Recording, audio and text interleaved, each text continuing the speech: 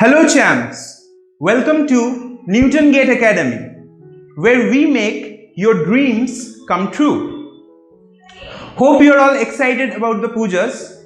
I am also very excited about the pujas. So let's go straight into the topic. Today in this video, I'll be covering the topic of quantum chemistry, okay? So what is quantum chemistry? Quantum chemistry is the application of quantum mechanics in the field of chemistry. So suppose we want to find about the atomic orbitals, we want to find about the feasibility of a reaction, or we want to find about the chemical reactivity or the chemical properties of certain elements, then we can apply the quantum mechanics in these fields of chemistry. Not only these fields, we can apply quantum mechanics in a variety of other fields, but today we will be covering these three basic topics in this video. So firstly, I will be teaching you about the two basic postulates of quantum mechanics. Nextly, I will be going into the atomic orbitals. What are actually atomic orbitals? And thirdly, I will be going into the quantum numbers. I will be showing you the four basic types of quantum numbers and how you can derive those quantum numbers from these atomic orbitals. So let's not waste much time and go straight into the video. Yeah friends, so as I was telling you that we will be covering the two basic postulates of quantum mechanics in this video. So let us straight go into the topic. So the first postulate is about the wave function of a system. This wave function of a system is represented by the Greek alphabet chi. And what does this wave function do? This wave function contains all the information that we need to know about a system.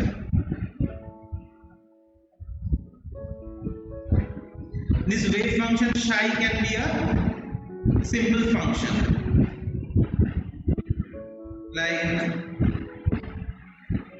x square sine x e to the power minus x and so on, and it can also be a complex function in the sense like it can be e to the power minus ix, or it can be a plus ib and so on. So it can, what I'm trying to tell is that chi can be a simple function as well as a complex function, as well as it can be a combination of one or more of these functions.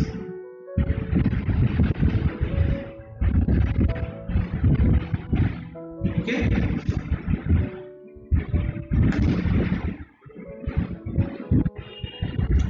Yeah, suppose we have a system. Suppose we have a system in which there is only a single electron that is present within the system. So the wave function chi, what will this chi do? This chi will contain all the basic information about the single electron which is present within the system. So if you want to gather information, suppose about the position of the electron, or the suppose momentum of the electron, or the energy of the electron, whatever information we want to gather about this particular electron in the system, we can get it from the value of chi. Chi is the wave function of the system. So this is also valid for a system containing n number of electrons. N number of electrons.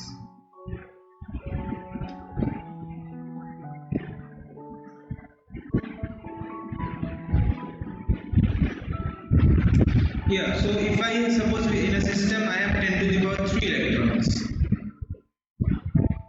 So what will the wave function do? The wave function chi will give me all the basic information about the position or the momentum or the energy of each of these 10 to the power 3 electrons. So this wave function can get very complex, okay? So we need not define this wave function at this moment, but for our discussion it is sufficient to appreciate the fact that for every quantum mechanical system, by that I mean that it can be an atom, a molecule, or a cluster. It can be anything, okay? So for every quantum mechanical system there exists a wave function chi. So this wave function psi will contain all the basic information about the system, and we can gather all the information we need to know about the system of a particular, suppose a particle or a collection of particles. Anything you want to gather information about, we can easily do it from this value or values of psi.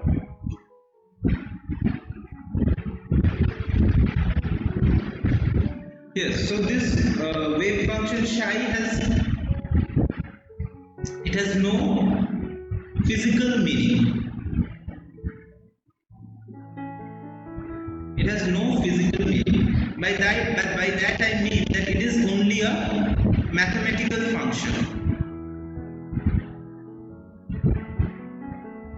It is only a mathematical function which contains all the information about the system. So it has no physical meaning or it has no physical interpretations. This wave function, I am talking about this wave function psi. So this wave function psi has no physical meaning or it has no physical representation. It is only a mathematical function, and it will give us all the information that we need to know about the system.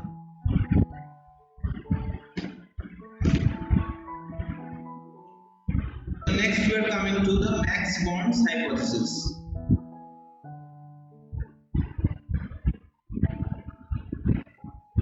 So Max Born was a German physicist. So what did Max Born propose? Max Born told that although this wave function psi, it itself does not have,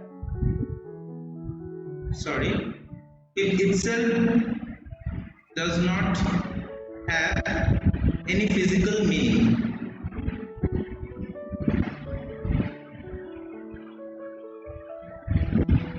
So Max Born was saying that although this wave function psi has no physical meaning, as I explained to you that it has no physical meaning or it has no physical interpretation, it is only a mathematical function. So what Max Born suggested, this value of psi, although this value of psi does not have any physical meaning, but what actually it has a physical meaning is this function psi square, mod of psi whole square. So this function represented by mod psi square, this has a physical meaning. This has a physical meaning. Next is that it is a probability. It can be defined as the probability of finding an electron at a given point in space.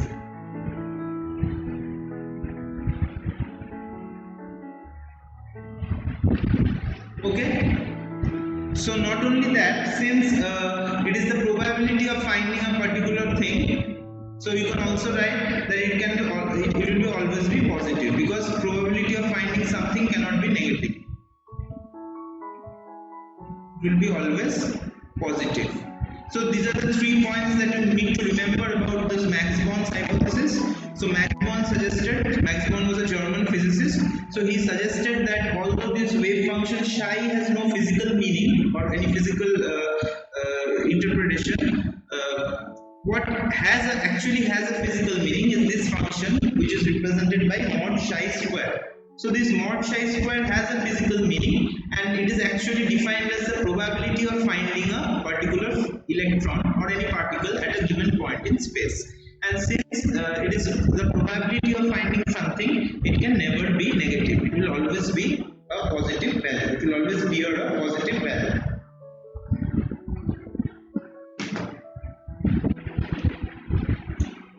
Yeah. So suppose if psi equal to x, then what will be the value of mod psi square? It will be x square.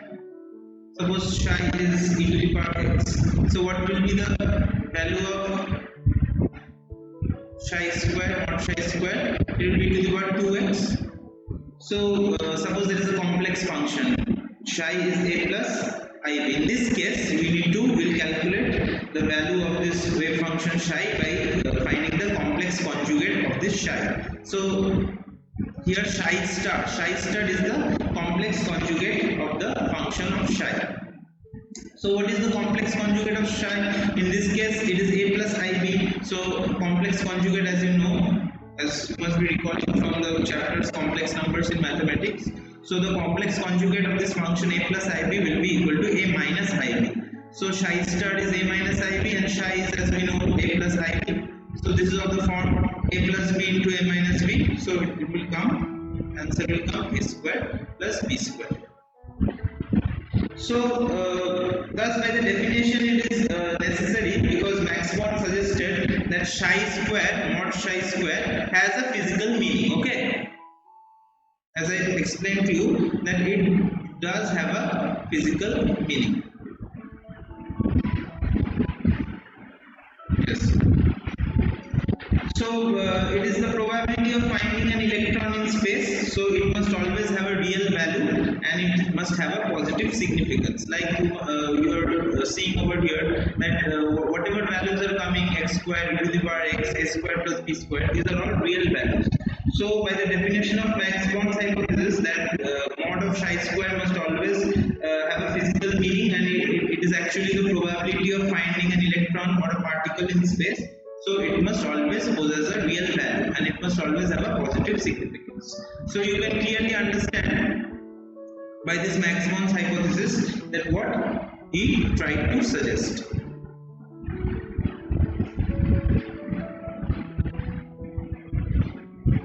So now a question may already arise that how would I get some information about the system starting with my wave function psi?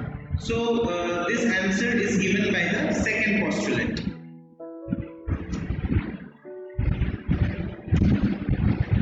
Yeah, so the second postulate of quantum mechanics.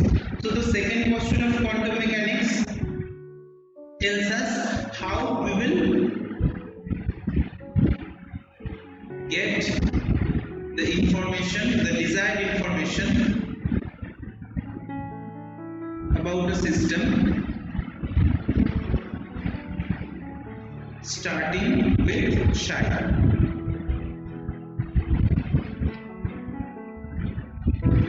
Okay, so the second postulate says that for every observable, there exists an operator. This operator can be anything. It can be plus, it can be minus, it can be square root, okay?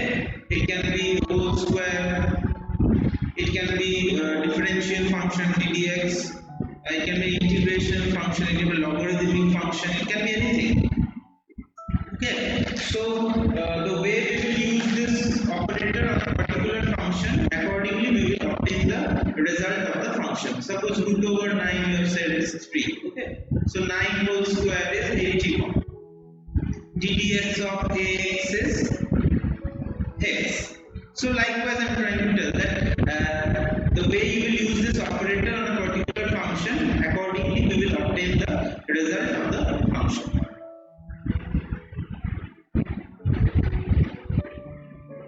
Yeah, so there exists an operator for every observable that we want to know.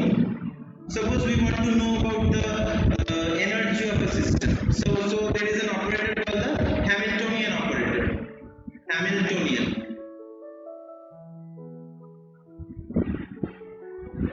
So what does the Hamiltonian operator do? It helps us to find out about the energy of a particular particle in a system. Suppose we need to know about the position operator. So we need to know the position of a particle. So the position of the particle will be determined by, there is a particular operator for that, that is the position operator. So if we need to know about the position of a particular particle in a system, we can easily find it by the help of the position operator. And position of the operator is represented by this symbol x cap. Okay, since it's a vector, so it has a cap on top of it. So this is basically the Hamiltonian operator. As I told you, it finds out the energy, gives us information about the energy of the system. By the name position operator, you can figure out that this helps us to know about the position of the system. Suppose we needed to know about the momentum of a particle. So this moment is called the momentum operator.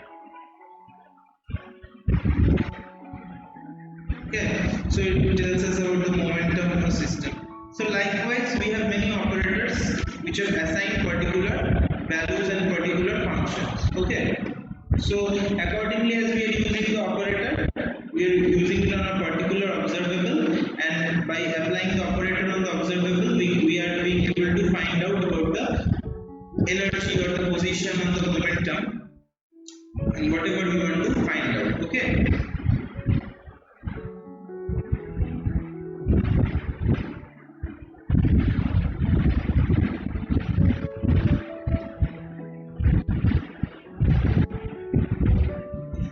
Yeah. So suppose we want to know about the energy of a system. Okay. So quantum mechanics will tell us that.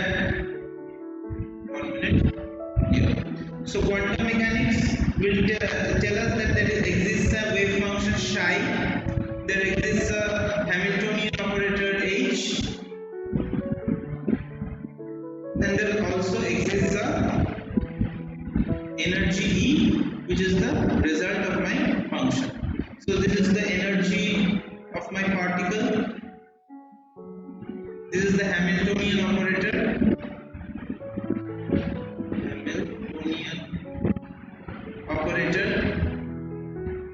And this psi, as you all know, is the wave function of my system.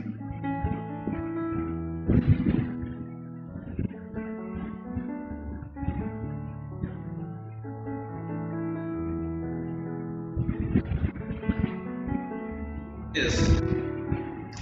So as I was telling that suppose we want to know about the energy of the system. So quantum mechanics will tell us that there exists a wave function psi, there exists a Hamiltonian operator which has been applied on this psi as the observable, and there exists an energy E, which is the result of the energy of the particle which I am trying to find. Okay, so this equation H psi is equal to E psi is a very important equation in the field of quantum mechanics, and it is used to derive and get energy of any atom or any cluster of particles or any molecules or whatever you want to say. So this is known as the Schrodinger's equation. This H psi is equal to E psi is known as Schrodinger's equation. Schrodinger was a Austrian physicist, so he first proposed this formula, that is H psi is E psi. Yeah, so in this equation, what is actually known? What are the values that we actually know? We know about this Hamiltonian operator H. So we know about this Hamiltonian operator, so this is a known function. Okay? And what are the unknown functions over here? It's basically the wave function psi and the energy of the system. These are the unknown parameters of the unknown functions. Okay?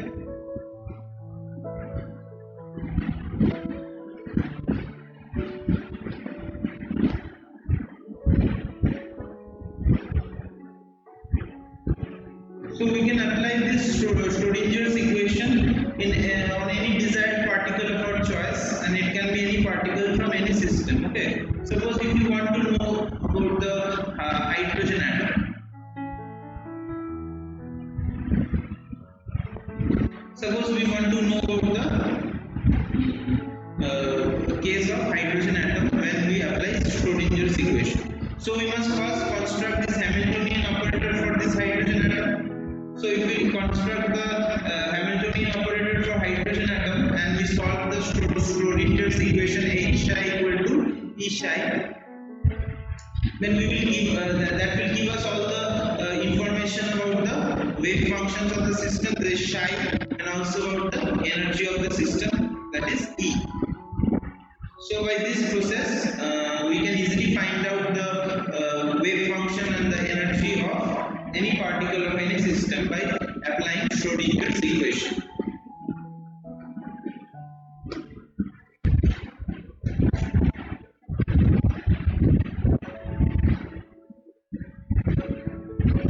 Yeah. So next time coming to the results of the Schrodinger's equation. Results from the solution of Schrodinger's equation.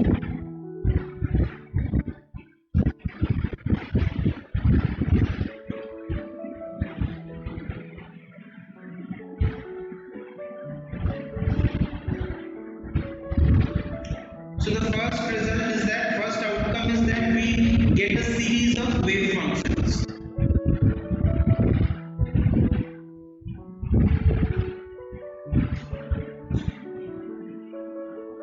We get a series of wave functions.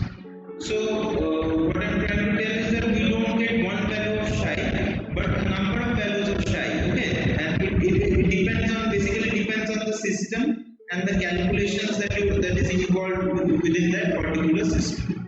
So we can call this series of psi as, this series of psi that we are getting, this series of psi, we can call this as atomic orbitals.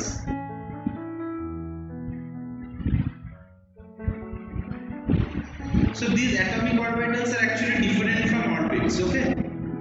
These are not actually the orbits that we saw in Bohr's atomic model. So these are actually not orbits.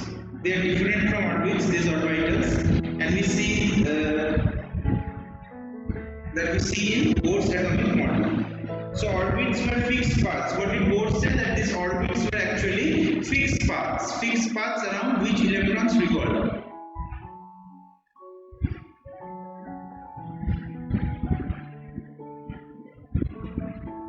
Okay, but what do these atomic orbitals do? These atomic orbitals tell us about the address of the electron, that where the electron is actually located, and what is the address of that particular electron.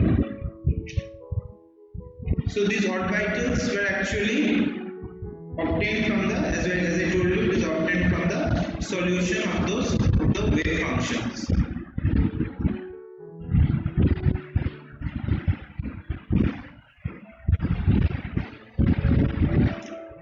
So there is a difference between the orbits and the orbitals. The orbits are the fixed paths along which electrons revolve around the nucleus. Sorry, I forgot to write that, around the nucleus. Yes, and what are atomic orbitals? Atomic orbitals are actually the solution of the wave functions, okay, that we obtain by solving the Schrodinger equation. So these orbitals, as I told you, actually provide us with the address of the electron, that where the electron is actually located.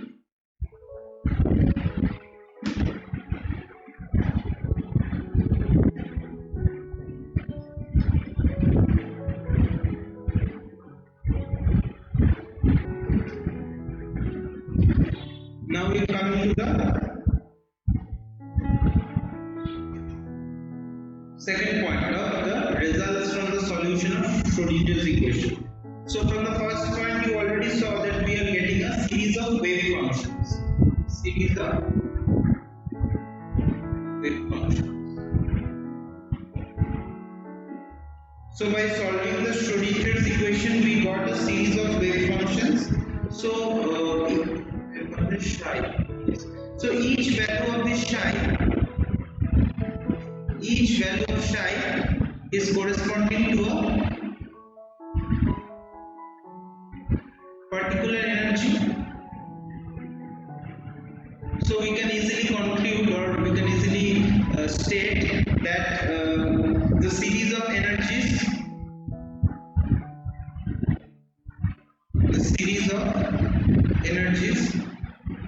are directly obtained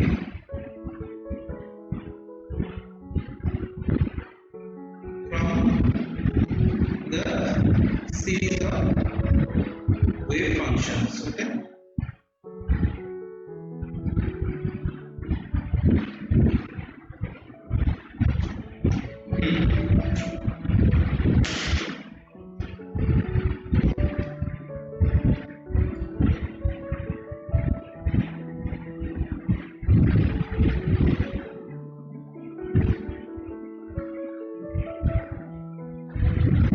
So these energies which we are obtaining, energies are a discrete set of variables or values, whatever you want to write. So these energies form a discrete set of values. So by the discrete set of values, by that I mean, suppose it can be 0, 5, 10, 16, it can be 0, 10, 16, it can be any random values, 16, suppose 23, 29, and so on. So by discrete time means that these continuous this set of variables are not continuous, but they are rather a set of discrete variables or discrete values.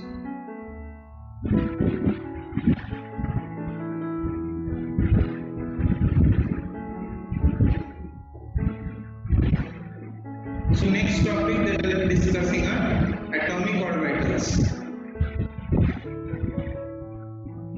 Already told you that these atomic orbitals are obtained from the series of wave functions or psi, whatever you want to say. So these are obtained from the series of wave functions by solving the Schrodinger's equation. And I already told you that these atomic orbitals tell us about the address of an electron.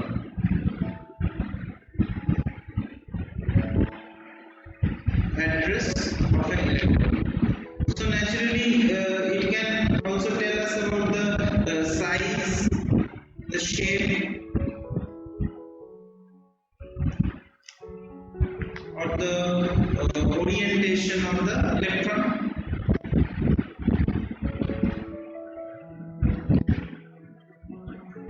So atomic orbitals, as I'm telling you, are they are obtained from the series of wave functions by solving Schrodinger's equation. So what do these atomic orbitals do? These atomic orbitals help us to predict the size, the shape, or the orientation of the electron. Since you already know that it is used to find out the address of an electron, so in doing that, it is helping us to know about the size, the shape, or the orientation of the electron. So since there are so many orbitals that we can obtain from Schrodinger's equation, we must be able to identify uniquely an orbital from its shape, size, and orientation. So we must see, there are a series of wave functions. So for every set of wave functions, we will be getting different orbitals. Some simple orbitals, some complex orbitals. So it is not possible to go through each and every orbital. So we must be able to identify uniquely an orbital from its shape, size, and orientation. Okay. So next topic I will be going into the unique identification of orbitals.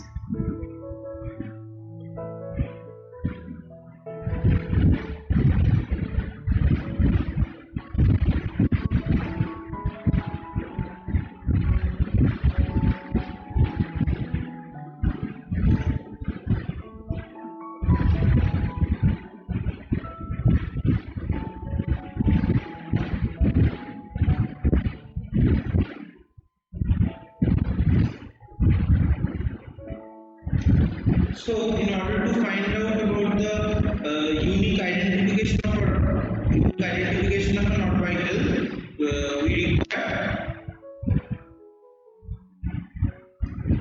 4 sets of numbers called quantum numbers.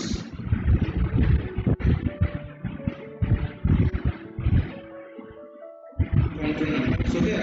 So what is the first quantum number? It is the principal quantum number.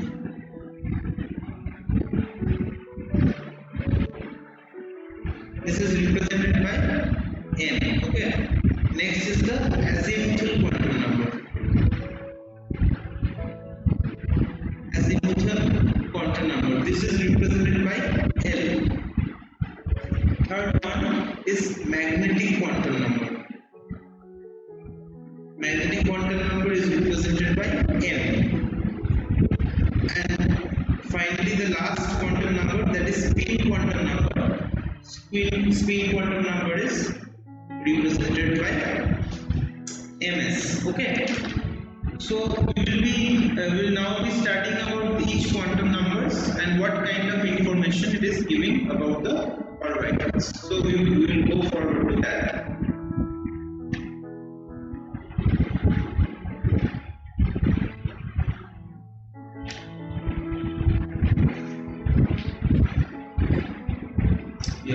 So principal quantum number. Yes, principal quantum number. So as I told you, the principal quantum number tells us about the size of an orbital. Size of an orbital. Whether the house of the electron is big or small. House of the electron is big or small. So values of n can be starting from 1, 2, 3, 4, 5 and so on. Okay. So if this quantum number n, if it is very large, so what does this predict? So if the value of n is large, it indicates that the distance between the nucleus and the electron is very large. So suppose this is the revolving. So suppose this is the nucleus. These are the orbits, and the electron is revolving. Suppose over here. Okay. So if the value of n, that is the value of principal quantum number, is very large, that means this distance from this electron to this nucleus is very, very large. So it is very, very farther away from the nucleus. That is what the value of principal quantum number is trying to suggest. So if the value of n is very, very large, it clearly indicates that the electron is very, very far away from the nucleus. And vice versa is also true, that if the value of n is very small, then it is clearly indicating that the distance between the electron and the nucleus is not very much. So it is nearby only to the nucleus. Okay.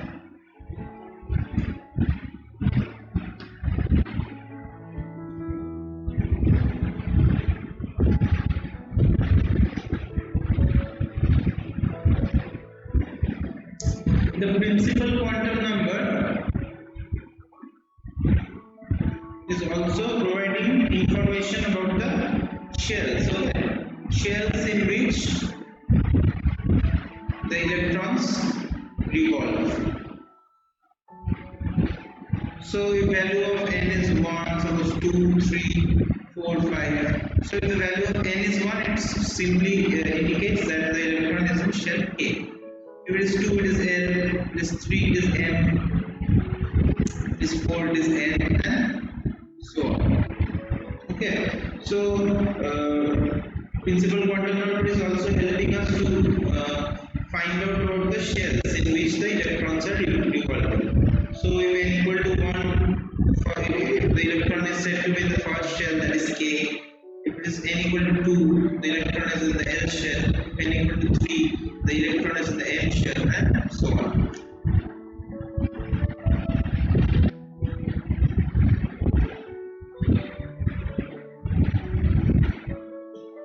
Yes. Next we are coming to the second type of quantum number, that is the azimuthal quantum number. The azimuthal quantum number.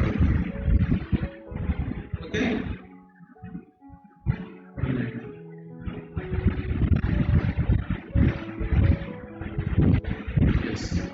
So as I told you, azimuthal quantum number is denoted by the letter L. So this azimuthal quantum number, it is telling us about the shape of an orbital. Principal quantum number was telling us about the size of an orbital. So now azimuthal quantum number is telling us about the shape of an orbital.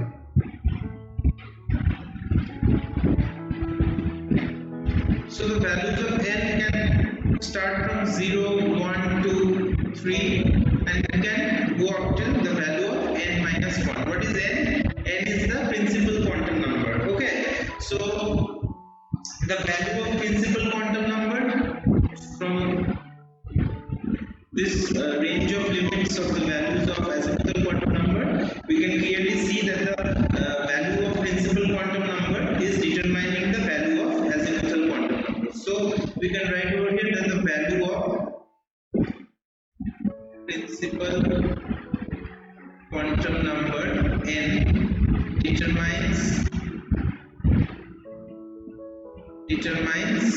the value of L, that is the azimuthal quantum number.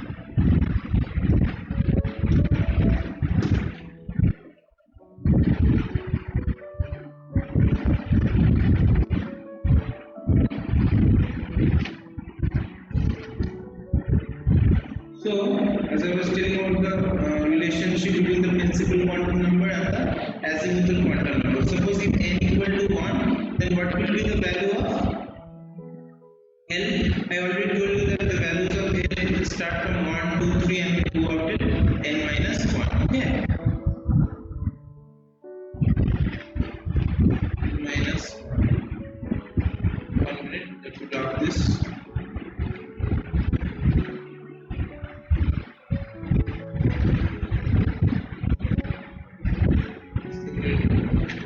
So as I told you that L, the values of L can be start from 0, 1, 2 and it can go up to n minus 1. So by applying that, if n equal to 1, then what will be the desired values of L?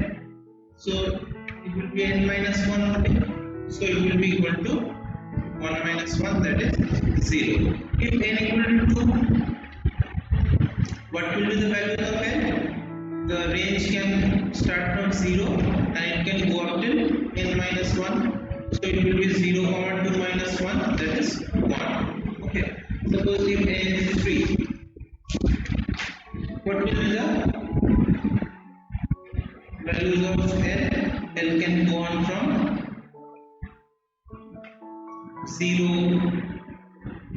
to 1 to n minus 1, that is 3 minus 1, that is 2. So if n equal to 3, the values of azimuthal quantum number will be equal to 0, 1, 2 and so on. Okay. So thus the number of possible values of L is determined by the values of n. Okay. So if n equal to 1, number of values of L is how much? Number of values of L, you see, when n equal to 1, L has only one value, that is 0. So number of values of L is also 1. When n equal to 2, number of values of L is 0 and 1, so 2. So if n equal to 3, the values of L is 0, 1, 2. So number of values of L is also 3. So we can see that the principal quantum number is fixed and it is determining the allowed values of L, which goes from 0 to n minus 1.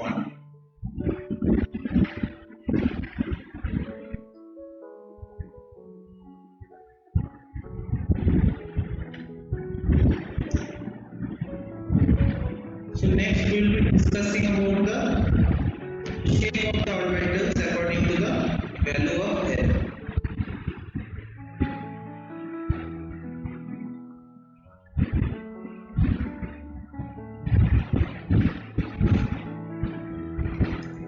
So number one is if when L equal to 0. So right now for L equal to 0, the shape of the orbital is found out to be a sphere. And it is represented by the letter S. Okay. When L equal to 1, the shape of the orbital is said to be that of a dumbbell.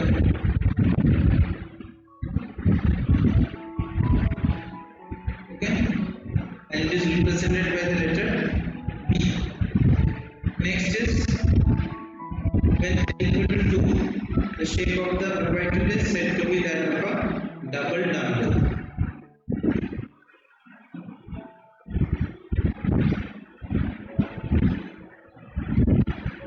Okay, and it is represented by the letter D.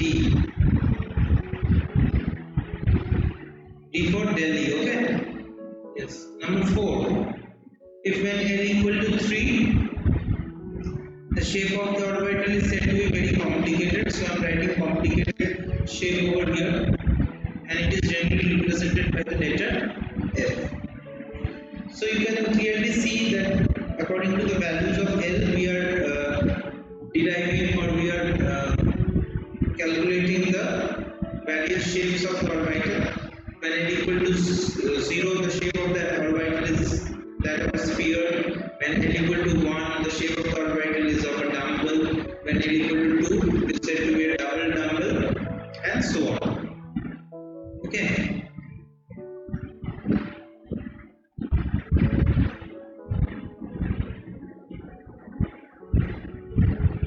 Yes, so next we will be discussing about that how will we represent the various orbitals using the principal quantum number and the azimuthal quantum number. Okay.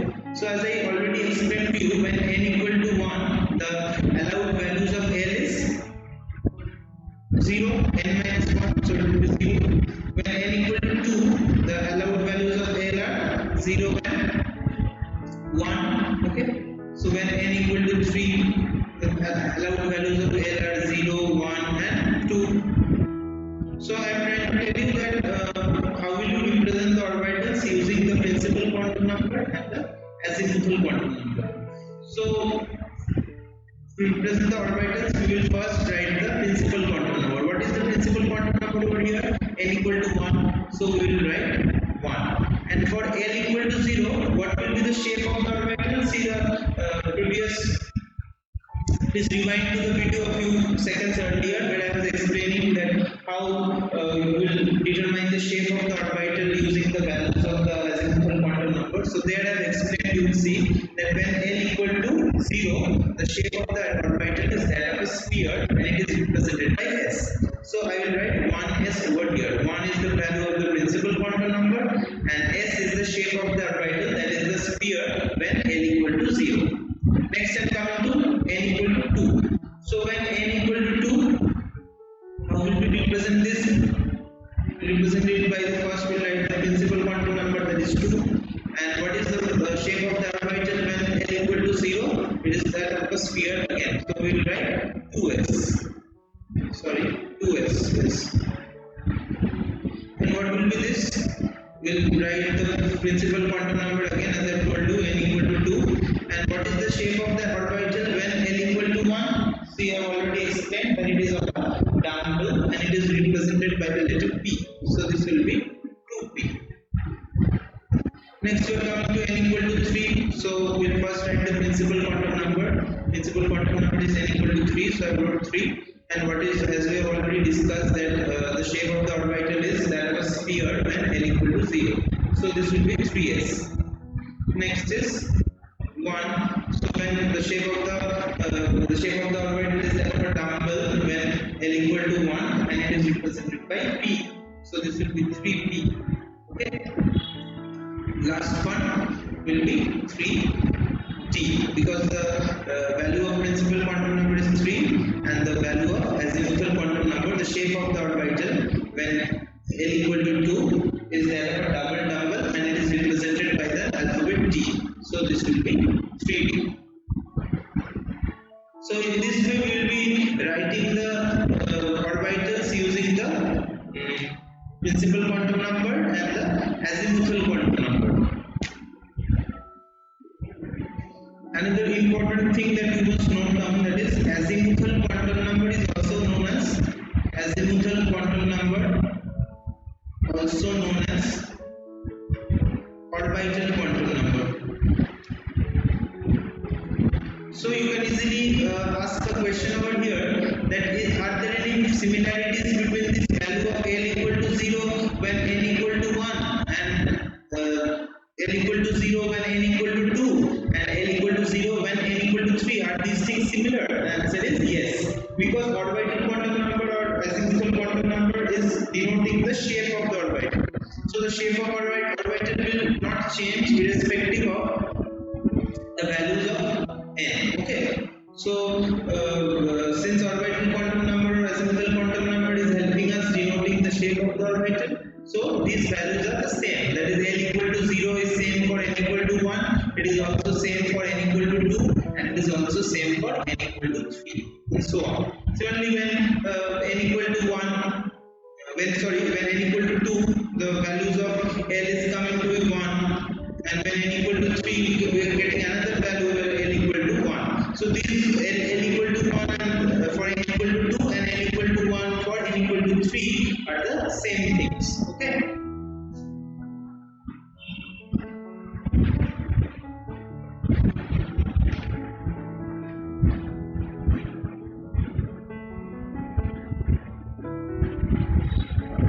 Okay, so the next type of quantum number is magnetic quantum number.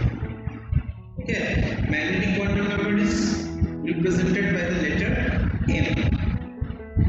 So what does magnetic quantum number tell us about? It tells us about the orientation of the orbital. Orientation of the orbital in space. Okay, so this value of M, magnetic quantum number, depends on the value of L, that is azimuthal quantum number. So by the values of L, we can easily find out the values of M. So we will be seeing the possible orientations that can occur for the various values of L, and I will be discussing this in the next part of this video.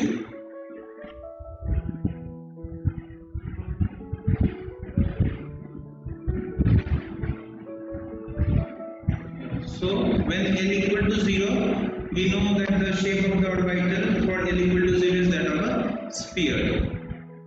So what are the possible ways in which the orientation can occur in for this sphere? We know the sphere is symmetrical.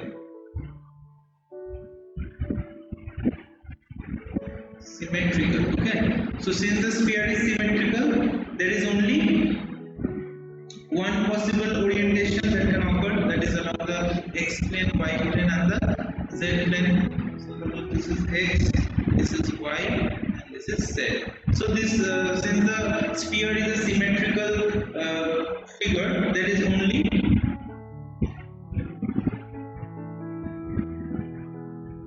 one possible orientation for the s orbital. Next is L equal to 1. So we know that when L equal to 1, the shape of the orbital is that of a dumbbell. So you want to do it along the x plane. Okay.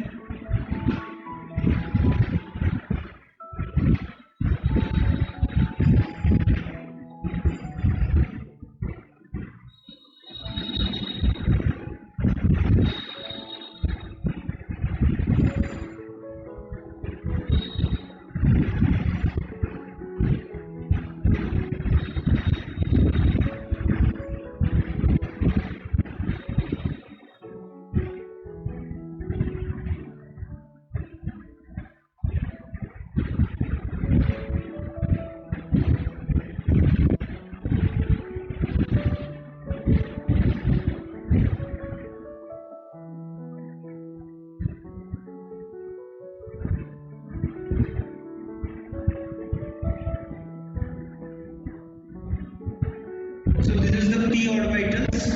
So what are the number of possible orientations? Number of possible orientations for p orbital is 3. Along the x plane, along the y plane, and along the z plane. Next we will be going to the d orbital when L equal to 2.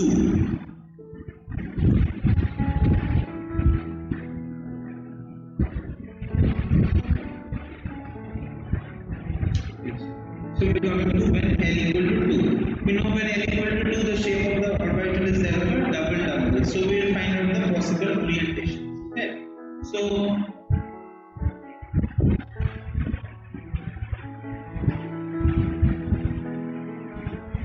So this can be one possible orientation.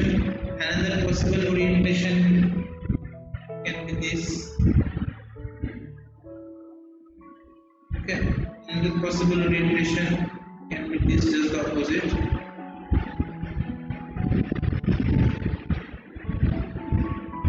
Another possible orientation can be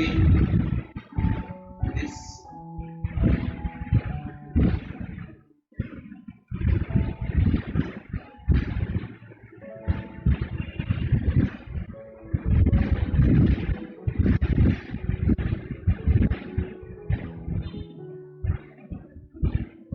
Yes.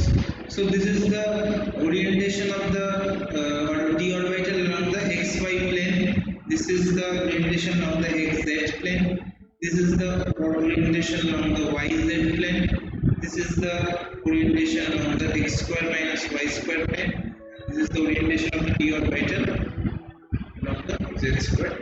So these are the 5 possible orientations that can occur for a d orbital.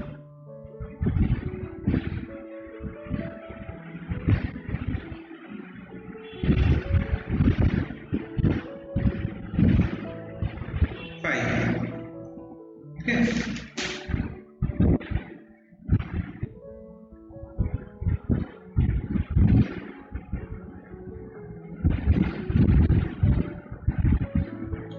So please write down this, that for a given value of L,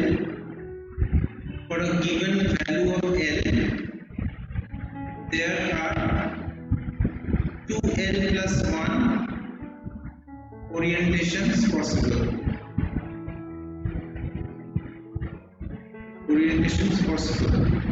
And the range lies between minus L to plus L. Okay, so the range becomes like this: minus L plus 1 dot dot dot 0, then L minus 1, then L. Okay, so this becomes the range for one given value of L. So the range will be from minus L to plus L, and the intermediate values will progress in this way, that minus L plus 1, then dot dot dot, finally come to 0, then we are moving towards the positive direction. So the values are increasing in this way. Finally it is becoming L minus 1 before L, and then finally L. So for a given value of L, we are getting plus 1 to L plus 1 orientations which are possible, and the range will lie between minus L to plus L.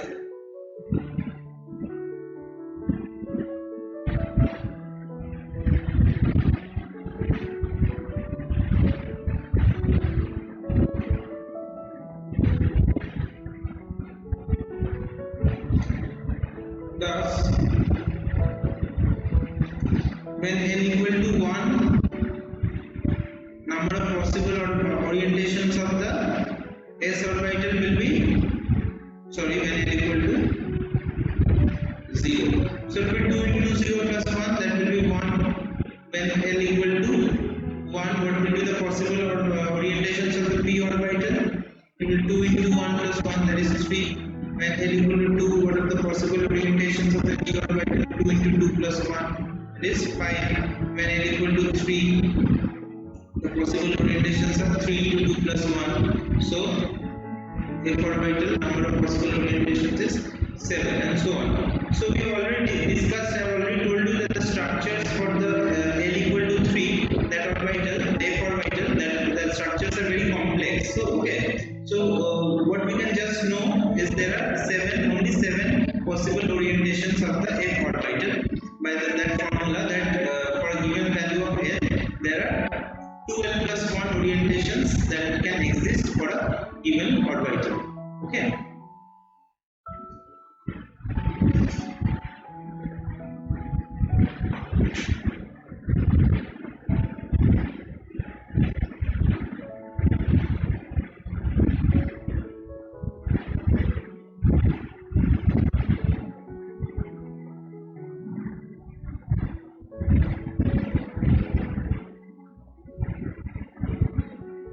So when L equal to 0, we saw that 2L plus 1 is coming to 1, and what are the results?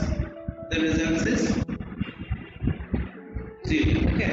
When L equal to 1, the number of possible orientations is 3. So the range can be, this is 0 is actually the range. Okay. So as I told you, it can range from minus L to plus L. So for the next one, that is L equal to 1, the number of possible orientations will be 2L plus 1, that is 3. So the range of the function will lie from minus 1, 0, plus 1. So it will range from minus 1 to plus 1. When L equal to 2, the number of possible orientations is 2L plus 1, that is 5. So what are the possible results that we can get? We can get minus 2, minus 1, 0, 1 and 2. So suppose this is the dxy, this is the dyz, this is the dxz, this is the dx square minus y square, and this is dz square. So these are the possible orientations. You already saw that I derived them in the previous part of the video. Next is n when n equal to 3, the value of 12 plus 1 is 7. So what will be the range of the function? It will range from minus 3 to plus 3.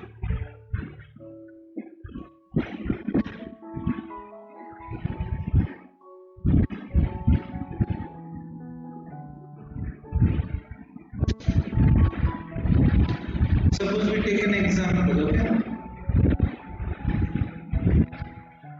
Suppose n equal to 3. So what will be the allowed values of L? It will be 0, 1, 2, because the function will range from 0 to n minus 1. Okay, so the allowed values of L for n equal to 3 will be equal to 0, 1 and 2. So this 0 value can be of 3s. Okay, since you saw in the previous part of the video that we are writing the principal quantum number in the beginning, and after that we are writing the azimuthal quantum number in the form of its shape. So this 0 becomes 3s. So the next one is 1. So next is becoming 3p. So what we saw that the possible orientations for the p orbital is 3px, 3py and 3pz. So these are the possible orientations for the p orbital, and for L equal to 2 we can see the 3d orbital, the d orbital, there are 5 possible orientations that can occur. What are they? 3dx, 3dxy, 3dyz, 3dxz, 3dx square minus y square and 3dz square. Okay, so these are the possible orientations for the d orbital. These are the possible orientations for the p orbital, and this is the possible orientation for the s orbital. So we can see for L equal to 0, the number of possible orientations that can happen is 1. Okay, for L equal to 1, the number of possible orientations that can happen is 3 by the formula 2L plus 1. Okay, and for L equal to 2, the number of possible orientations that can occur is 5.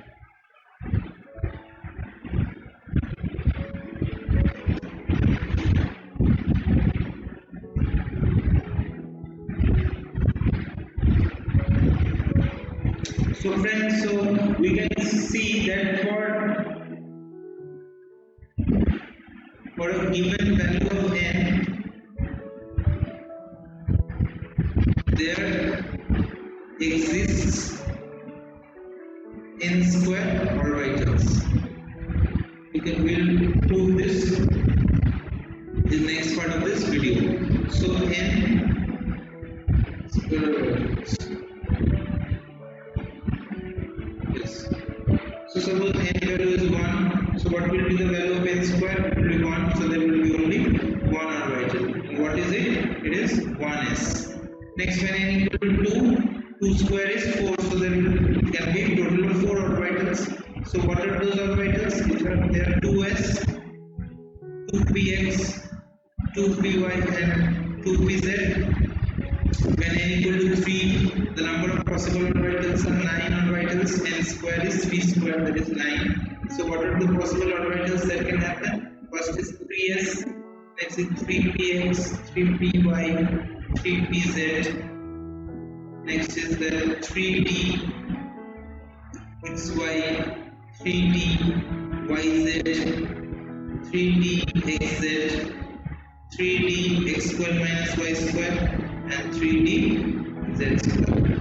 Okay, so 1, 2, 3, 4, 5, 6, 7, 8, 9. So there are a possibility of 9 orientations that can happen for this orbital. So there are 9 orbitals. Okay, for n equal to 3, the number of orbitals that can exist are n square. So in this case, for n equal to 3, number of possible orbitals will be 9. So what are those orbitals? They are 3s, 3px, 3py, 3pz, and 3dxy, 3dyz, 3dxz, 3dx square minus y square, and 3dz square. So that's all you need to know about the magnetic quantum number. Next we will be going to the last quantum number, that is the spin quantum number.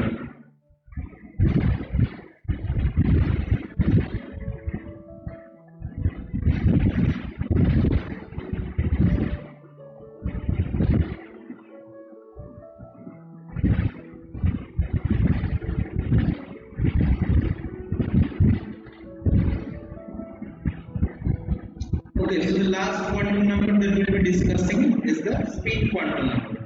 So as we know, the spin, it is an intrinsic property of an electron, right? So by that we mean that spin is the inherent property of the nature of the electron. We cannot separate the spin from an electron. Okay, the spin is inbuilt within the spin is inbuilt for an electron. So we take into account the spin quantum number. Since spin is the inherent property of an electron.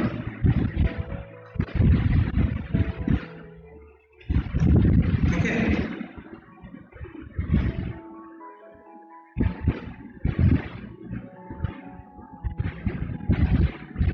So if the values of n is the principal quantum number, L is the azimuthal quantum number, and M is the magnetic quantum number. So if you know all the values of n, L, and M, so we can easily find out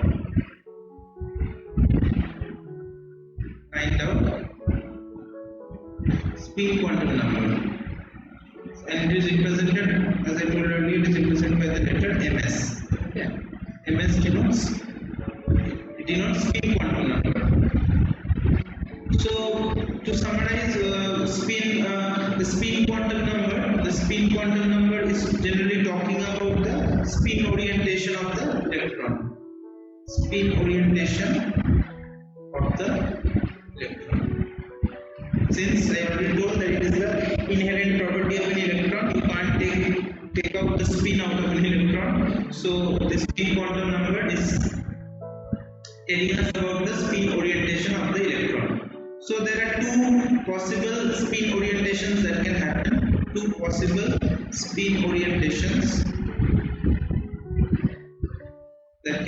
Okay, so ms can be either, it can be plus half, or it can be ms can be minus half. So for plus half, it is being represented by the letter alpha, and for minus half, it is represented by the letter. Hope you all liked this video and enjoyed the session.